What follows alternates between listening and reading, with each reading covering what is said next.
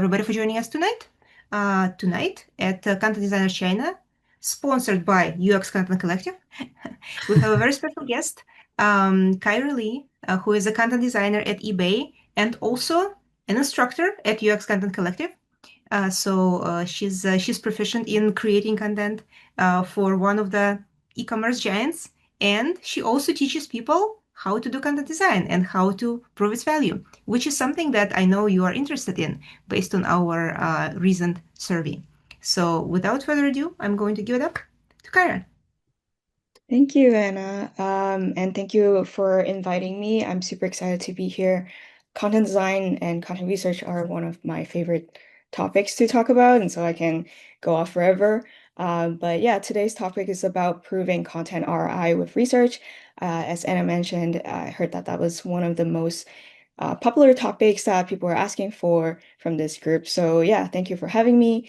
My name is Kyra Lee. I am a content designer based in Toronto, Canada, but I was born and raised in Hong Kong. So we were just talking about if I can give the talk in Mandarin. I cannot, but if you ask a question, I can understand it. I can answer it that way as well. So I am an instructor at UX Content Collective, also a content designer at eBay, and previously at user testing. So before I get into the meat and potato of today's topic, I'm gonna start with an introduction of myself so you know why you should or shouldn't listen to me. And then I'm gonna go into kind of bringing us on the same page of content research. How can we ask the right questions for the right insights? And then go into how you use those insights and data to prove the ROI of your content work, then open it up for questions. All right, so a little bit about myself. Currently content designer at eBay. I was at user testing for 3.5 years. And I would say that my time at user testing was really transformative on my research ability because I joined user testing and they were just kind of like, hey, now you have unlimited access to the platform. Go run research and use data in your design decisions. So I really started out knowing nothing about research, but through experimentations and practice and being able to learn from the best subject matter experts, I was able to gain the confidence and expertise and help develop research tools and kind of processes specifically for content designers to run their own research. From there, I was recruited to join UX Content Collective as an instructor. And so I am actually the lead instructor for the UX Content Research and Testing course at UX Content Collective. And last year also helped co-author the Advanced UX Content for Product course as well, where I wrote a unit on strategic measurement of content. So I would say I'm pretty well versed in the research space, but today I'm going to focus on kind of two aspects of research. One is defining the goal for research and defining what questions you want to ask and how you use those insights to prove the impact of your work. So content testing 101. I think there's something that a lot of people kind of jump into research they without thinking about why they're running research and how. So gonna help you figure out why and how you should do content research, right? So open up questions to the group. Consider this. How do you and your team run research? Right now, feel free to add it to the chat. Are you running research on your own? Are you trying to advocate for research resources from your company? Do you have a partner in UXR that you work with to get the insights you need on your design? Yeah, do it on your own so you get to run your own research.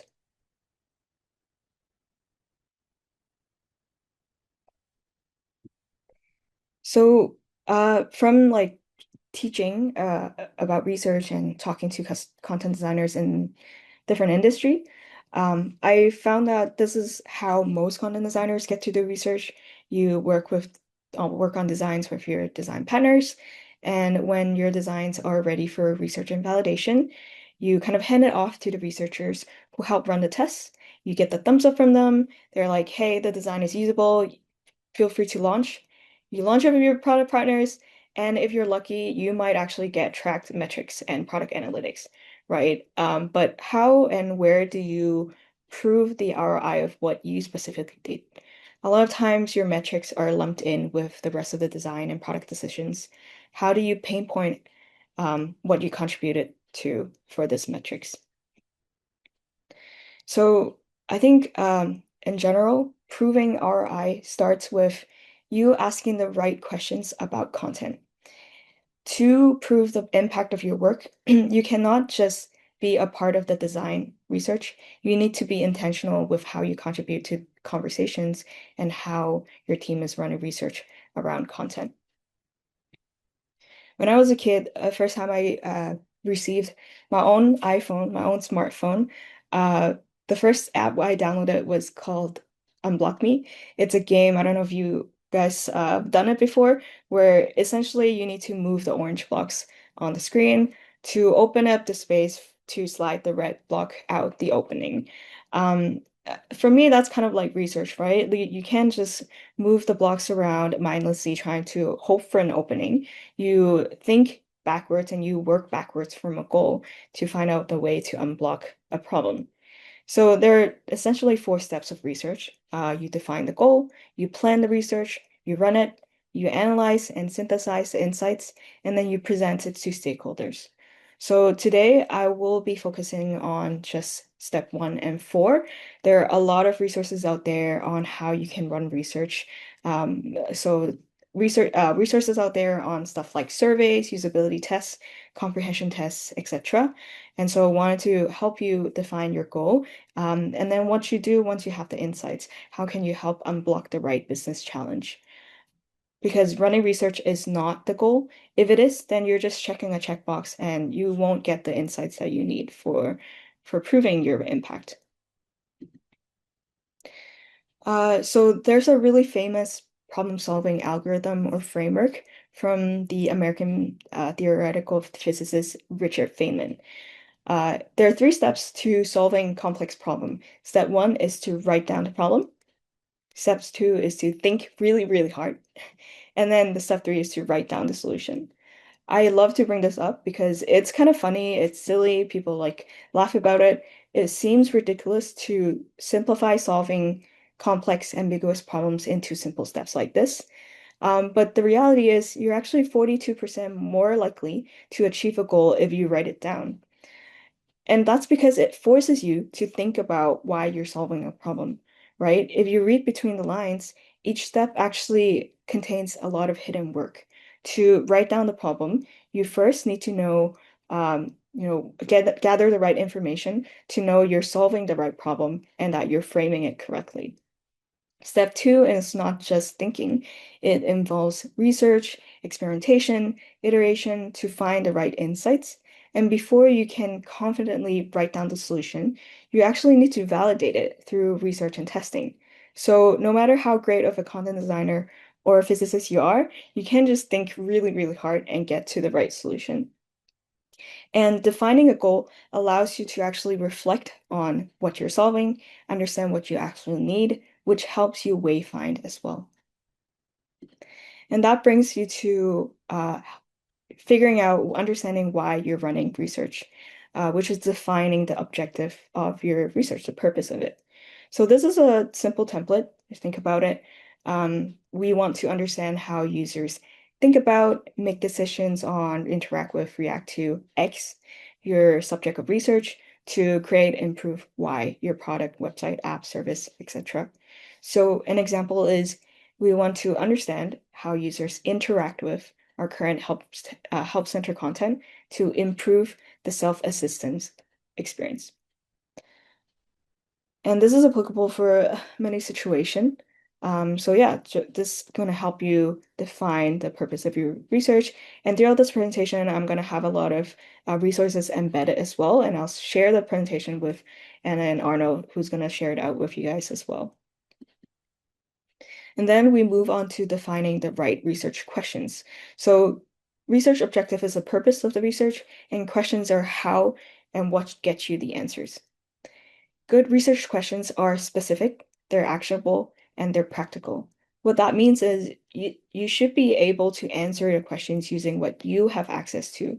So if you're like, hey, I want to have these like quantitative data, I'm gonna have 100,000 survey responses to a survey that you're putting out, but maybe you only have 100 users. That's not practical, and you won't be able to get the answers you need.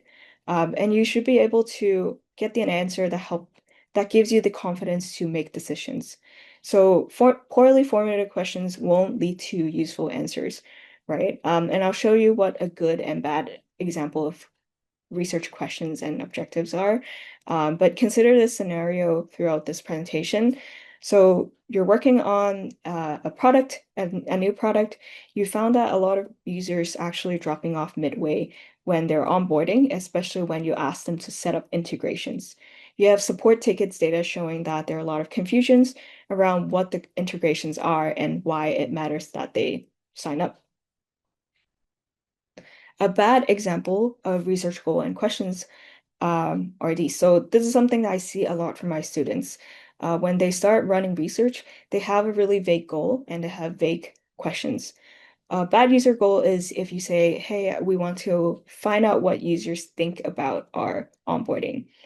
This question is not strategic, it's not measurable, and really hard to act on. So you might ask questions like, do users like our onboarding? Is the language good? Should we change it? But what users think is not a goal. Do they like it? Doesn't tell you what to improve. And should we change it? Gives you no clarity on what's actually wrong and what success could look like. So this kind of research results in weak insights because the team hasn't defined the problem clearly. There's no boundaries around what needs to be understood, what kind of insights would help them, or what you're even going to do with the research output. A better example is this. So you have a research goal to understand how users interpret and respond to the integration step during onboarding to reduce confusion and increase task completion. You might ask questions like, what messaging is leading to confusion at this point? How are users currently getting through it? Or are they even avoiding this step? What language might help this step be more reassuring? So here you might look out for how users are problem solving, naturally talk about their struggles, and you're just going to listen to that. The goal here is more focused, it's realistic, and it's actionable. Defines the problem space, which is that user confusion in onboarding. It defines your purpose, which is to reduce friction and increase task completion. And it frames content as a lever of improvement. This question directly aligns with what your goal is, and you can actually answer these questions with different research methods. So defining your research goals and questions allow you to center them around content. So that's kind of a way for you to set the stage to frame content as a lever for improvement, as a lever for business metrics. And you'll be able to get the data you need to prove how content directly contribute to these metrics, right? And before I get into how you find the data and what you do with them, I want to give you this thing to think about, to ponder. One thing you need to think about and understand is that calculating the ROI of what you do, your math, the right calculation actually does not matter. Your math will be wrong. The math ultimately is not what's going to drive your argument or conclusion, right? You're never going to get an accurate measure of what your content does or will do. Think of it kind of like weather forecasts. You're never going to get 100% accuracy, but having a bunch of data helps point you in the right direction. A lot of content designers are stuck here because they feel like they're not qualified to make financial estimates. Remember this, product managers do this all the time. Product managers make roadmaps and decisions based on imperfect inputs. No one waits for the perfect data. They use what's available and they try to fill in the gaps with assumptions, hypotheses, and opinions. So your job here is not to guarantee that your number is right. Your job is actually to make a compelling case, back it by logic, trends, observable results, data. And if leaderships want you to sanity check your numbers, that's good. That means that they're actually taking your case seriously and they're listening to you. So that brings me to where do I find the data, right? A lot of content designers here are frustrated. They complain because they don't necessarily know where to begin when they're pinning their work to impact. A lot of the decisions made in organizations are based on money. How much money have I saved the company? How much revenue did I help generate? And we know that's important because it helps us feel safe with job security. You're able to point to a dollar amount and say, hey, you invested this much on me. This is how much you got in return. So where do you start? How should we think about the different data sources that connect to money? So here I want to encourage you to reframe in your head what you count as data. So instead of waiting for permission to start tracking specific data, look around you, look at the ecosystem. What do you already have access to? Who has keys to data that you don't have access to? And what can you estimate using assumptions, right? So to identify the data you need and have access to, you need to start by figuring out what you already know. So there are four quadrants of knowns and unknowns to figure out what you really, really know. The first category of data are known knowns. So these are existing data that you have access to. So things like established user personas, demographics, and previous test results. So, for example, you have personas showing that customers are mid-level analysts, they're not data scientists. You have a previous usability test that shows 40% of users skip the onboarding tours, and you have support tickets showing that there's a spike in the first week of post sign-up.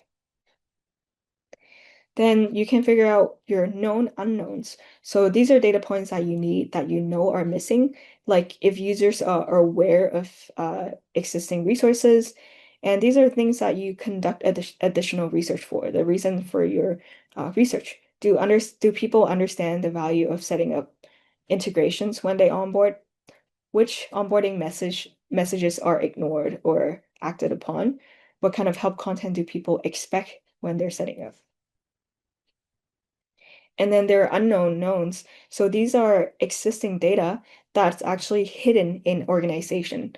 So these are analytics or stakeholder knowledge, organization research that you might not have access to yet, but exists. So for example, marketing team ran a campaign on onboarding email 6 months ago, but they never socialized it beyond the marketing team.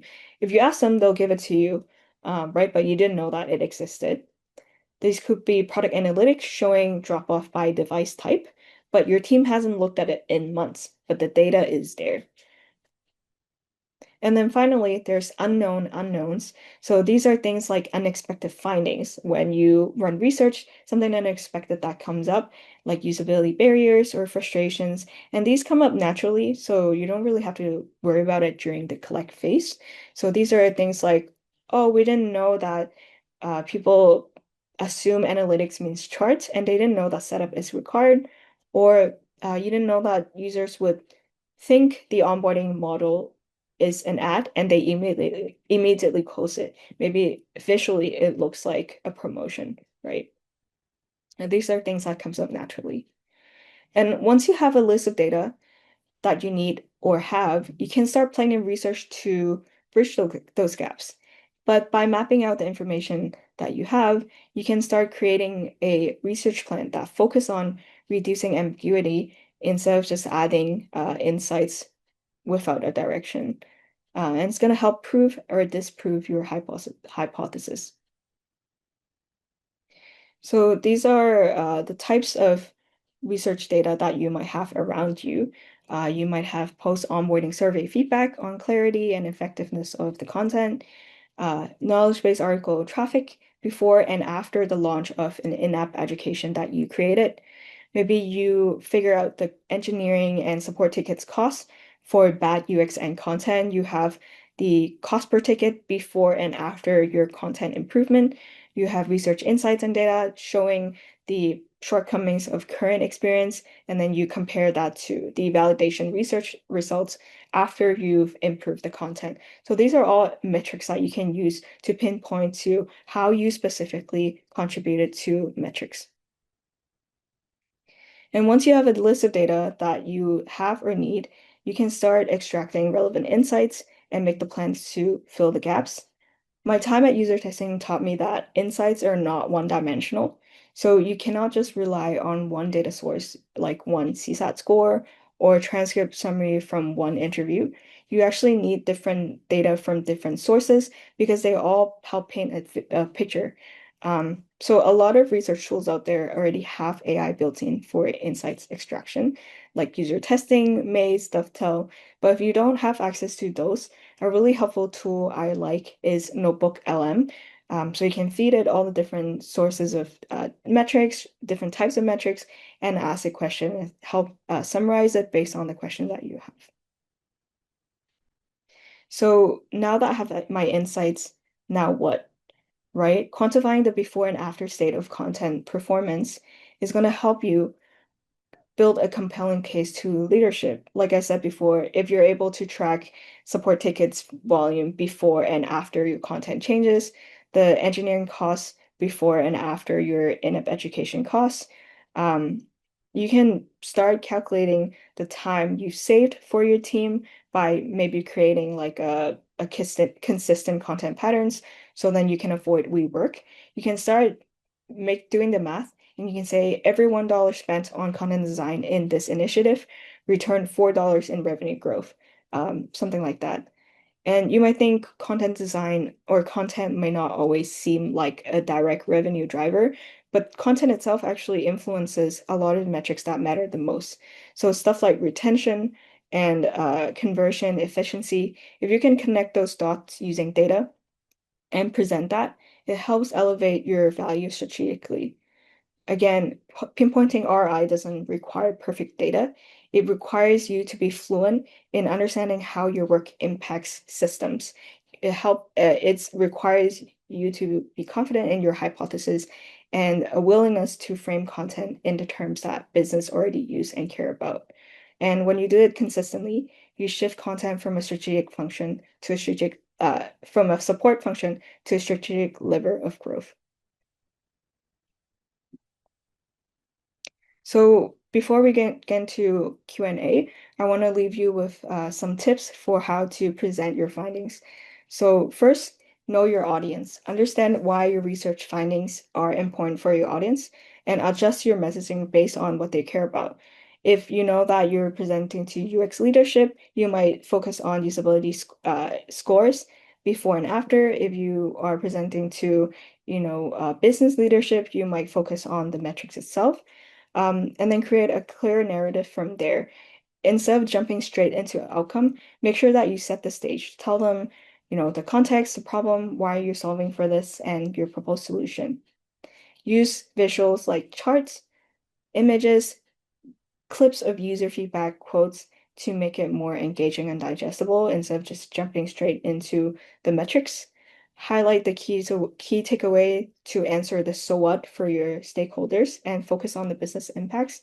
And make sure that it feels safe for people to collaborate and discuss so it doesn't feel like you're just putting forward a prescription. Everyone is encouraged to um, join in on the discussion and end with a call to action. Like, how can your audience help or participate, right? So, um, it's very brief kind of overview of how you can define your purpose of your research, define the questions to get the answers you want, and once you have the insights, how can you package it in a way that shows your impact?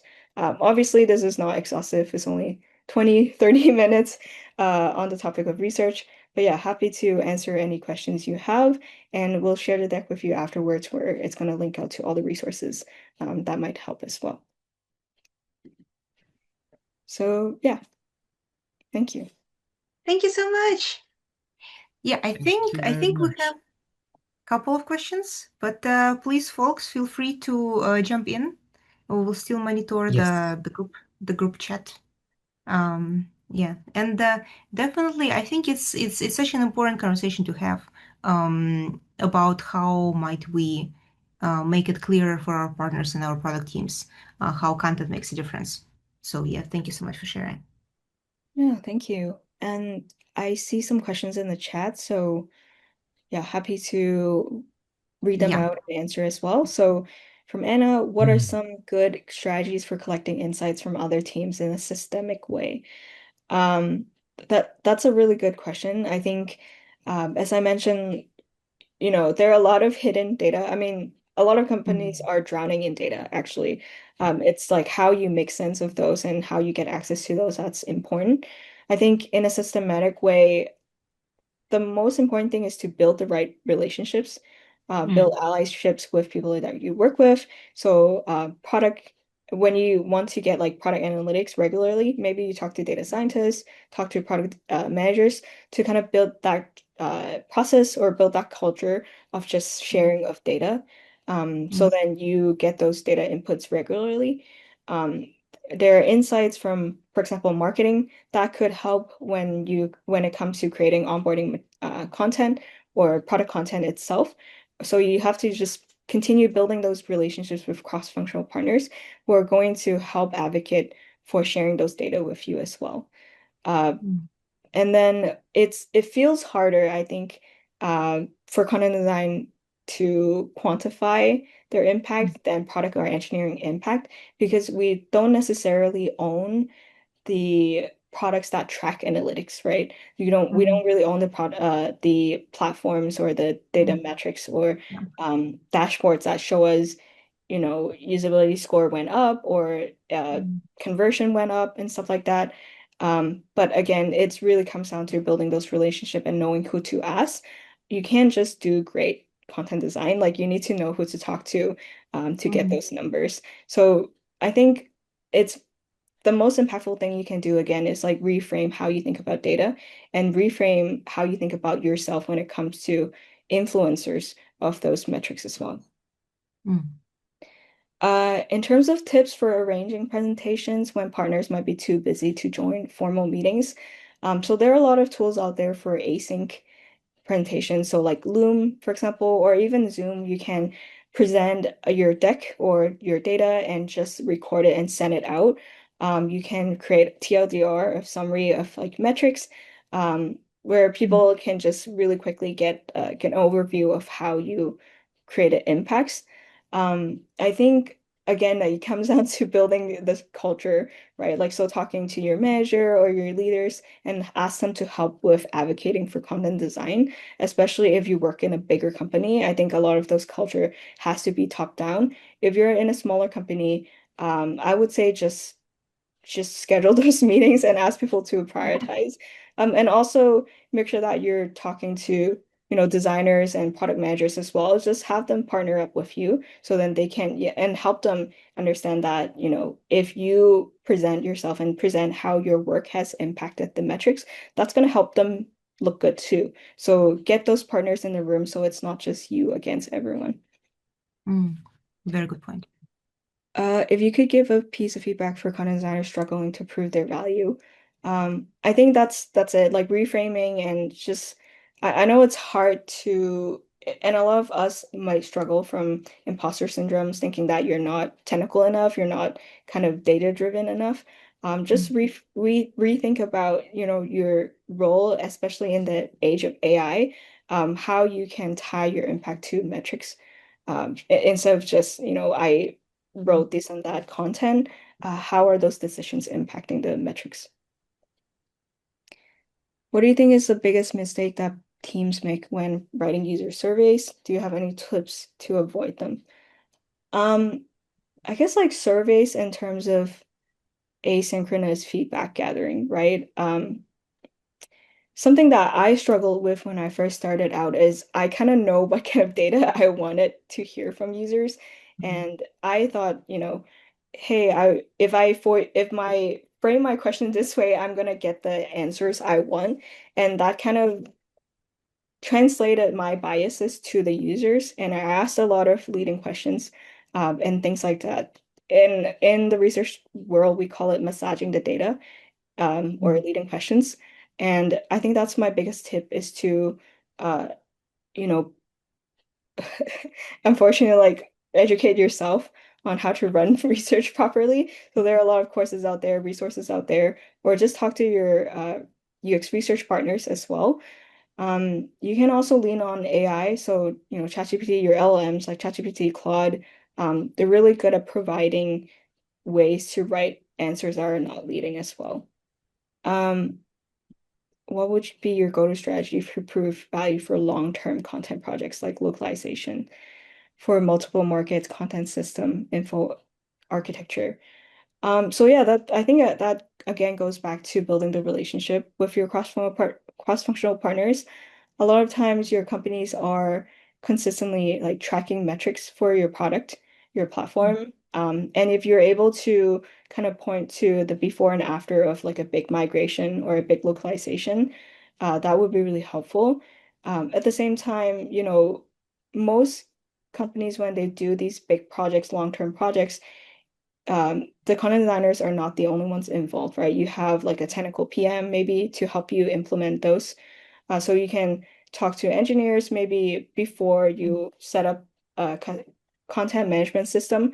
Localization take this much time for the engineers to maintain 5 versions of the same copy and different content. Once you've set up the CMS, that went down like 50%. And you can calculate this is how much time and money you've saved from saving the engineering costs as well. Yeah, so I think I answered all Yeah. my questions. All right. Wow, you're very efficient. Okay, folks, we can take one last question if there's any more questions.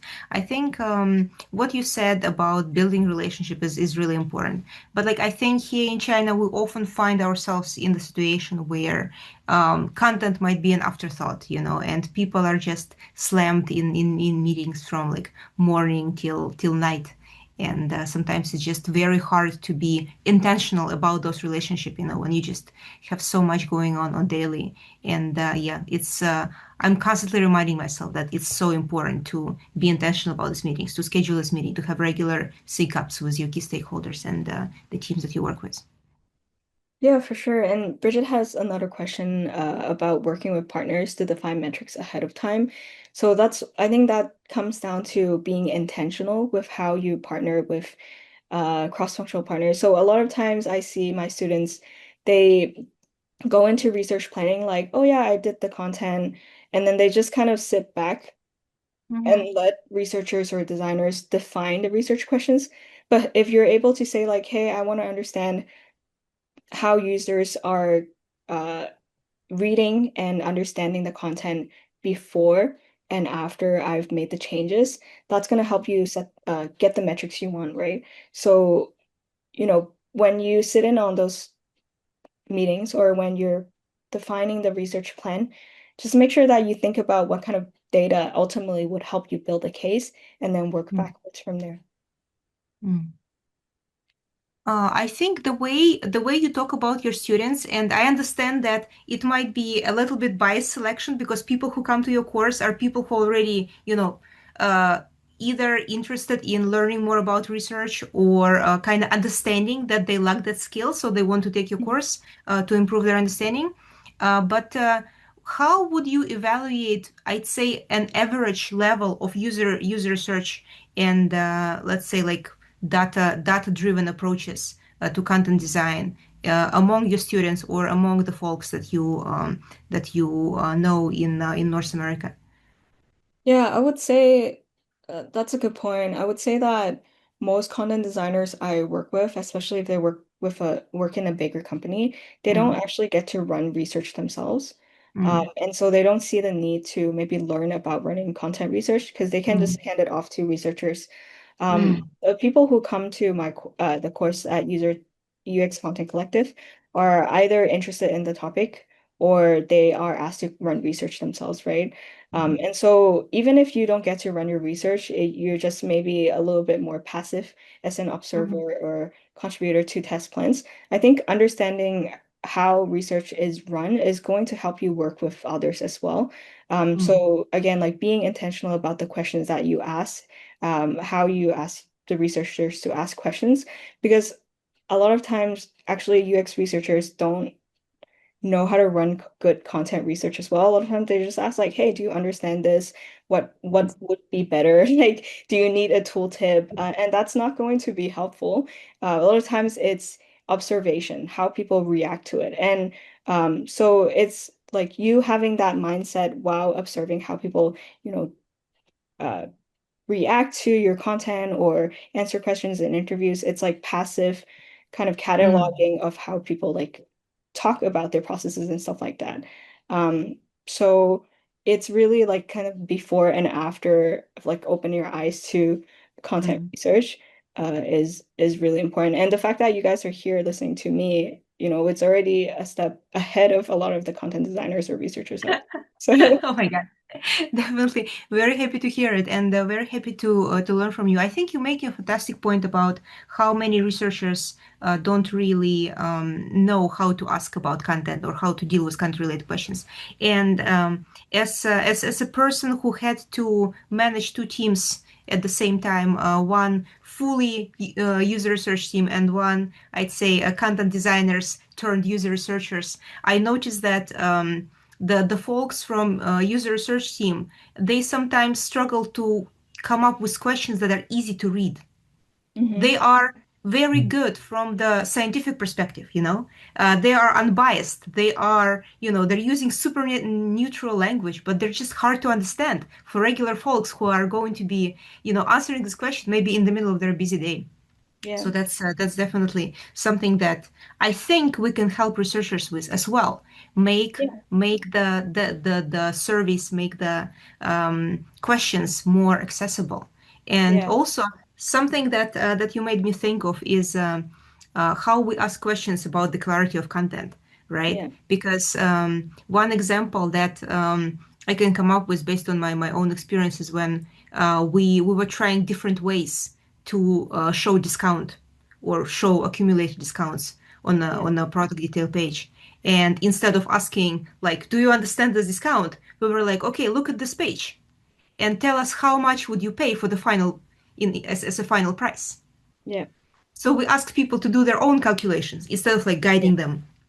yeah, So I think that's also something that we can co-create with researchers or something that yeah, we can own as researchers when we step in this content research yeah. area. For sure. And like another great example is like how do you understand the natural language of your users? So a lot of times I see when you need to like define a product name, you maybe have like your top three favorite as a content designers, and a lot of people go into research and be like, hey, these are the top three names. Which one is your favorite? Or does this name make sense? And what that Mm, like leads to is like people tend to over-index on the words and they start overthinking about it, but when you're using a product, a digital product, you don't overthink every single word, right? So what actually helps better help you like get the right insights is if you ask them to naturally talk about how they do something on your platform, and then you would see the same content, the same term come up over and over again, and that's going to help, one, inform you if your language aligns with their mental model. And two, once you move into the later stage of interview, when you ask them to pick a favorite, they'll already have thought about it in a natural way versus you just showing you, hey, these are the three options, which one is your favorite? Um, they're not experts in content design, like your users are not experts in content design. So I think that's a better way to ask content questions. yeah, absolutely. Ask about content in the context where Yeah, it's going to be used, yeah, not separately. Nobody ever sits down sweating the name of a new channel or a new feature. yeah, Only yeah. only us do.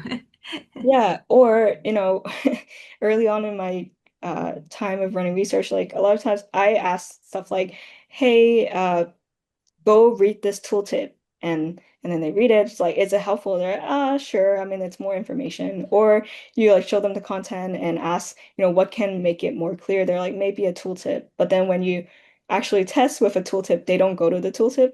It's like people are not, if they're unless they're prompted to read more information, a lot of time they don't actually need it.